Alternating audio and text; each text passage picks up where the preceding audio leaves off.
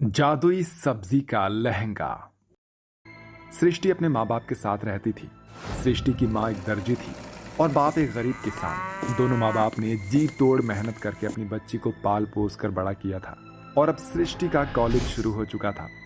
माँ, first semester की fees जमा करने का टाइम हो गया है। मेरी सारी फ्रेंड्स ने फीस दे दी है। बेटा, मैं जानती हूँ, तो मुझे थोड़ा सा समय और दे।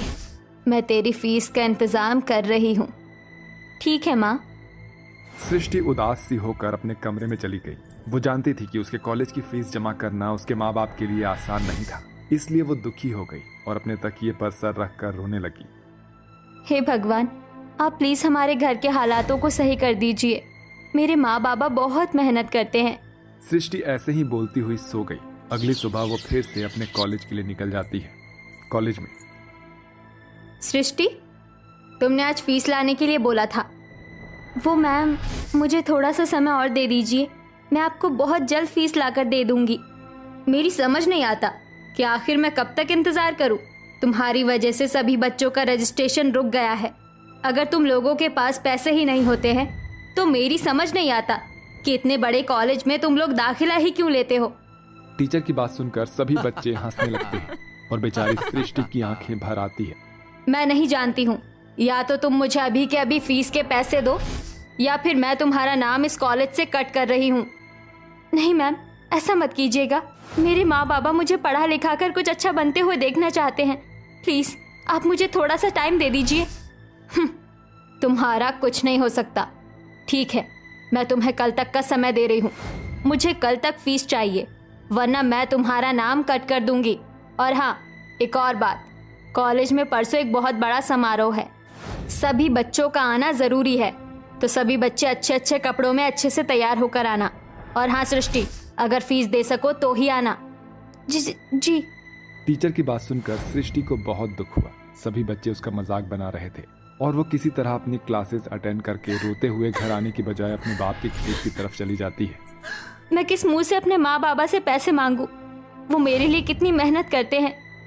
नहीं, मैं उन्हें ये नई टेंशन नहीं देना चाहती हूँ, लेकिन फिर मैं करूँ क्या? सृष्टि आंखों में आंसू लिए ऐसा सोच ही रही होती है कि तभी उसे विजय ने देख लिया। सृष्टि बेटा। हाँ बाबा। सृष्टि ने अपने आंखों के आंसू पोंछ लिए। आज कॉलेज से घर नहीं गई? नहीं बाबा, वो मैं। हाँ बाबा, आपको माँ बुला रही हैं। आरती? क्यों? वो पता नहीं, शायद कोई जरूरी बात आपसे करनी है। अच्छा। आप माँ के पास चले जाइए, यहाँ कुछ दिन मैं खेत संभाल लूंगी। ठीक है। सृष्टि ने विजय से झूठ बोल दिया। विजय खेत से चला गया। सृष्टि उसे जाते हुए पीछे से देख रही थी। बेचारे गरीब बाप के तन पर फटा पुराना कुर्ता था और रात दिन गर्मी में काम करके पूरी त्वचा खराब सी हो रही थी। सृष्टि को अपने पिता की ऐसी हालत आज पहली बार महसूस हुई थी। उसके बाद सृष्टि ने खुद को देखा। उसके तन पर कपड़े भी अच्छे थे, पैरों में अच्छे चप्पल और शरीर पर तंदुरुस्ती थी। ये सब कुछ देखकर उसे बहुत दुख हुआ। नहीं, मैं अपने माँ बाबा को और किसी बात की टेंशन नहीं दूंगी। हे भगवान, मैं क्या करूं? अब तू ही मुझे कोई रास्ता दिखा। एक तरफ मेरे माँ बाबा हैं और मेरे लिए अपनी हस्ती मिटाए हुए हैं, और दूसरी तरफ मैं हूँ जो उन्हें अच्छे दिन दिखाने की बजाय बस खर्चों पर खर्चा बताती रहती हूँ। मेरी समझ नहीं आ रहा है कि मुझे क्या करना चाहिए। सृष्टि ऐसे बोलकर रोने लगी। वो रोते रोते खेत में ही बैठ गई। उसके आंसुओं की बूंद खेत में ही गिर रही थी। अभी सृष्टि रो ही रही थी कि तभी उसको एक बूढ़ी औरत की आवाज सुनाई देती।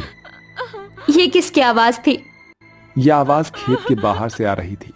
सृष्टि आवाज का पीछा करने लगी और उसे वहां एक बूढ़ी औरत दर्द से कराहती हुई दिखाई दी। अरे अम्मा जी, क्या हुआ आपको? बेटा, मेरे पेट में दर्द है। 3 दिनों से भूखी हूँ, कुछ खिला दे। सृष्टि ने अपने आसपास देखा और उसे कुछ ध्यान आया। अभी लाती हूँ। सृष्टि ने अपने बैग से अपना टिफिन निकाला और उस बुढ़िया को दे दिया। आप ये खा लीजिए। वो बुढ़िया जल्दी जल्दी से उसे खाने लग गई और पूरा टिफिन खत्म करते ही वो एक परी में बदल गई। तुम्हारा शुक्रिया।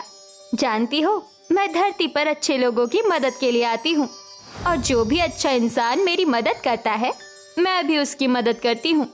तुमने मेरी मदद की, अब बोलो तुम्हें क्या चाहिए? क्या तुम मेरी सच में मदद करोगी? मांग कर देखो। सृष्टि ने परी को अपनी पूरी परेशानी सुना दी। सारी बात सुनकर परी बोली, तो तुम इसलिए परेशान हो? फिक्र मत करो प्यारी लड़की, मैं कुछ ऐसा करूंगी जिससे कि तुम्हारे बाबा को भी ज्यादा मेहनत ना करनी पड़े और तुम्हारा भी काम हो जाए। आबरा का डाबरा गिले गिले छू। परी ने ऐसे बोलकर अपनी छड़ी से विजय के खेत पर जादू चला दिया। ये क्या था? ये थी मेरी तरफ से तुम्हारी मदद। अब तुम खेत में जाओ और खुद जादू देखो। ऐसे बोलकर परी गायब हो गई। सृष्टि खेत में गई और चारों तरफ देखने लगी। यहाँ तो कुछ भी नहीं हुआ। क्या नहीं हुआ? ये क्या? तुम तो हमें रानी परी का आशीर्वाद मिला है। जब तक हम इस खेत में हैं, हम बोल सकते हैं और तुम्हारी मदद भी कर सकते हैं। और यहाँ से निकलते ही हम फिर से साधारण हो जाएंगे। और हाँ, एक और बात, हम कभी भी कम नहीं होंगे, इसलिए मांगो जो भी तुम मांगना चाहती हो। बोलो प्यारी सृष्टि, हम तुम्हारी क्या मदद करें? मुझे फीस जमा करने के लिए पैसों की जरूरत है। इतनी सी बात, ये लो। शलजम ने अपना मुंह खोला। मुंह खोलते ही उसके मुंह से बहुत सारे नोट निकलने लगे। क्या इतना काफी है? कमाल है, शुक्रिया। सृष्टि ने खुशी खुशी वो पैसे ले लिए और वो वहां से आ गई। उसने घर जाकर अपने माँ बाप को भी जादुई खेत की सब्जियों की बात बताई। सभी ये जानकर बहुत खुश हुए। सृष्टि ने उन पैसों से अपनी फीस जमा की और फिर उसने कॉलेज में होने वाले फंक्शन के लिए एक बहुत ही सुंदर गाउन खरीदा। मेरी बच्ची, तेरी ही वजह से मुझे जादुई सब्जियां विरासत में मिल गई हैं। नहीं बाबा, ये सब आपकी ही मेहनत का नतीजा है। अब मैं चलती हूँ बाबा, मुझे बहुत देर हो रही है। सृष्टि ऐसा बोलकर अच्छे से तैयार होकर घर से निकल गई। उसने नेट का बड़ा ही सुंदर गाउन पहना था। वो सड़क पर चल ही रही थी कि तभी एक बाइक के पहिए से अटक कर उसका पूरा गाउन फट गया। अरे नहीं! सृष्टि उसे देखकर रोने लगी। अब मैं क्या करूं? वो रो ही रही थी कि तभी उसे जादुई सब्जियों का ख्याल आया और वो सीधा अपने खेत में उनसे मदद मांगने चली गई। जादुई सब्जियों, मेरी मदद करो। घबराओ मत, हम अभी कुछ करते हैं। ऐसे बोलकर सभी सब्जियां आपस में जुड़ने लगे। सृष्टि ये मंजर देखकर हैरान थी। सबसे पहले पालक ऐसे जुड़ा जैसे कि वो एक कपड़ा हो। उसके बाद शलजम, टमाटर उसके ऊपर बड़ी ही खूबसूरती से सज गए और उन सभी ने मिलकर एक बड़ा ही सुंदर लहंगा चोली तैयार कर दिया। आ जाओ सृष्टि, तुम हमें पहन लो। सृष्टि ने उन सब्जियों के लहंगे को पहन लिया और उसे पहनकर वो अपने कॉलेज गई। सभी की नजर बस सृष्टि पर ही थी। वाह, what a dress Srishti, nice. सभी ने उस दिन सृष्टि की बहुत तारीफ की। जादुई खेत हमेशा ही उनका मदद करता था। सृष्टि की अच्छाई की वजह से ही भगवान ने उसे इतने प्यारे तोहफे से नवाजा था। अब सृष्टि के परिवार की जिंदगी से गम मिटते जा रहे थे और सभी खुशी खुशी रहने लगे। गायत्री अपनी 2 बेटियों राधिका, तनीषा और इकलौते बेटे शुभम के साथ एक बड़े से घर में रहती थी। गायत्री का स्वभाव शुरू से ही उसकी दोनों बेटियों के लिए अच्छा नहीं था। गायत्री उन लोगों में से थी जो लोग बेटियों को पराया मानकर उनके साथ कभी भी अच्छा बर्ताव नहीं करते और उन्हें पढ़ा लिखा कर कोई फायदा नहीं है और बेटे ही बुढ़ापे में माँ बाप का सहारा बनते हैं। इसलिए गायत्री अपने 16 साल के बेटे शुभम से तो बहुत प्यार करती थी। गायत्री और शुभम दोनों ही ज्यादा खाने वाले लोगों में आते थे। इन दोनों के लिए राधिका और तनीषा रोज बाहुबली खाने की थालियां बनाया करती थी। दीदी, और कितनी सब्जियां बनानी बाकी रह गई हैं, मेरी तो कमर ही दुख गई। तनीषा, अभी तो बस पालक पनीर, मिक्स वेज और बैंगन का भरता ही बना है। अभी शाही पनीर, भिंडी की सब्जी, आलू गोभी, चावल, रायता, पूरियां, पराठे, चटनी, सलाद, खीर, हलवा और भी बहुत कुछ रह गया है। मुझे तो ऐसा लगता है कि हम रामायण के समय में पैदा हो गए हैं। जैसे रामायण में वो कुंभकर्ण था जो पूरे 6 महीने खाता था और 6 महीने सोता था, वैसे ही हमारी माँ और भाई हैं। कुंभकर्ण की तरह ही बाहुबली जितनी बड़ी थाली खाते हैं और उसके बाद पूरा दिन आराम करते हैं। ऊपर से माँ के डर की वजह से हम पिताजी को भी कुछ नहीं बता सकते। तनीषा, मुंह से ज्यादा हाथ चलाओ। अगर 1 घंटे के अंदर सारा खाना बनकर तैयार नहीं हुआ ना, तो माँ हम दोनों का ही भरते की तरह कचूबन बना देगी। तुम जानती हो ना वो कैसी है। राधिका के कहने पर तनीषा जल्दी जल्दी हाथ चलाती है और दोनों बहनें मिलकर सारा खाना बना देती हैं और 2 बड़ी सी चांदी की बाहुबली थालियों में सारा बनाया हुआ खाना लाकर अपने भाई और अपनी माँ के सामने परोस देती हैं। अरे वाह, खुशबू तो बहुत बढ़िया आ रही है। आज तो खाने में बहुत सारी चीज बनी है। आज तो मैं जमकर और पेट भरकर खाऊंगी। हाँ, जैसे तो रोज आधा पेट ही खाना खाती हो। चुप कर, तू डांट पड़वाएगी क्या? क्या खुसर पुसर चल रही है तुम दोनों में? कुछ नहीं माँ, आप खाना खाओ वरना ठंडा हो जाएगा।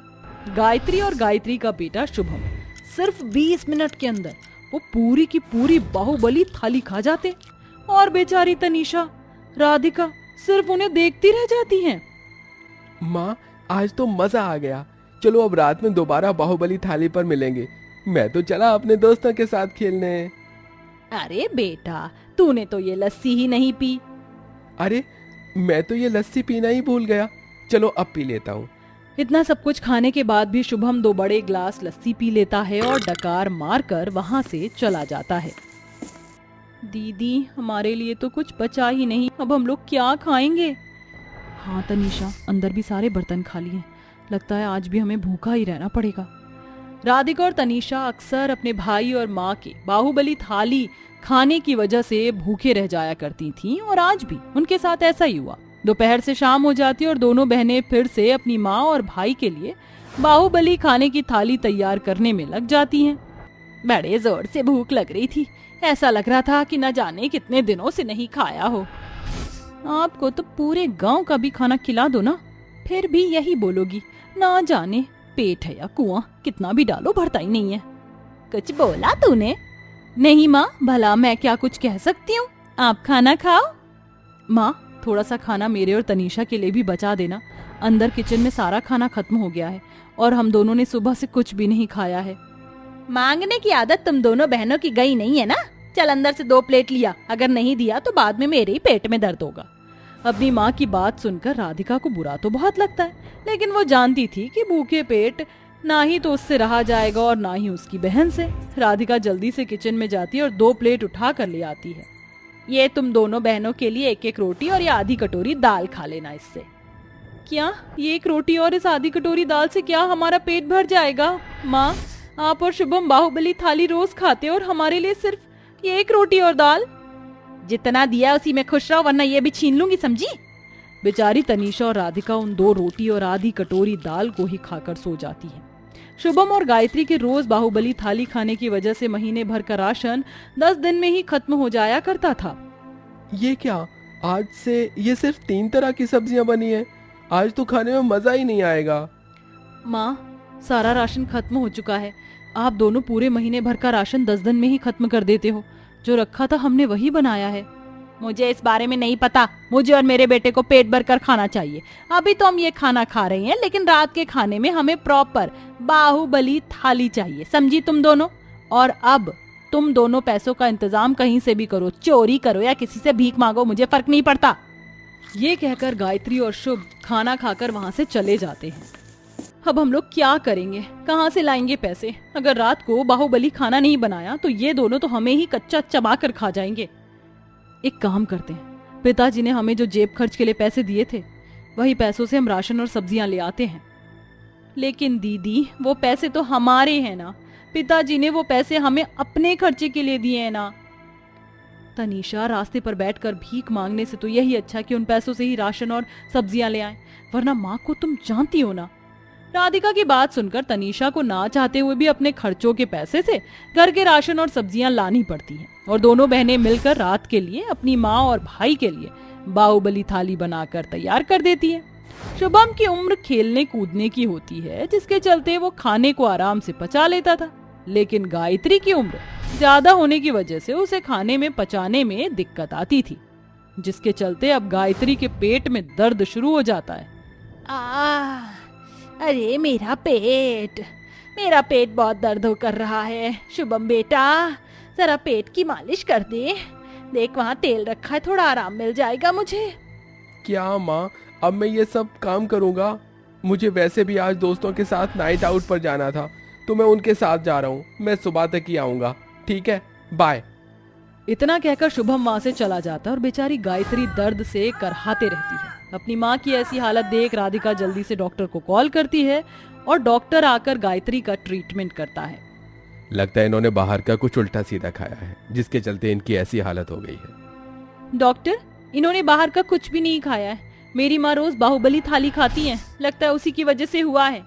आप बिल्कुल ठीक कह रही हैं। ज्यादा खाना खाने की वजह से इनकी ऐसी हालत हो गई है और इनका डाइजेस्टिव सिस्टम ठीक से काम नहीं कर रहा है। अब इन्हें सिर्फ खिचड़ी ही खानी होगी और ये दवाइयाँ। अगर ये अब भी पहले की तरह ही खाना खाएंगे तो इनकी हालत और ज्यादा खराब हो जाएगी। डॉक्टर की बात सुनकर तनीषा और राधिका अपनी माँ के लिए खिचड़ी बनाकर लाती हैं। माँ, ये लो मैं तुम्हारे लिए खिचड़ी बनाकर लाई हूँ, इसे खा लो, इससे तुम्हें आराम मिलेगा। गायत्री दवाई और खिचड़ी खा लेती है, जिसके चलते गायत्री सुबह तक तो ठीक हो जाती है और सुबह तक शुभम भी आ जाता है। अरे माँ, आप ठीक हो गई? बेफालतू में आप नाटक कर रही थी। मैं तो चला सोने। अब दोपहर में 1 बजे बाहुबली थाली पर मिलेंगे। अब से घर में बाहुबली थाली नहीं बनेगी। तुझे मैंने अपनी जान से ज्यादा चाहा, इतना प्यार किया, और जब मेरी इतनी बुरी हालत थी तो तू मुझे अपने दोस्तों के लिए छोड़कर चला गया। और मेरी दोनों बेटियों, जिन्हें मैंने कभी प्यार नहीं दिया, उनके सर पर मैंने कभी प्यार से हाथ नहीं रखा, इन्होंने मेरा इतना ख्याल रखा। आज के बाद इस घर में सिर्फ हेल्दी खाना बनेगा, समझा तू?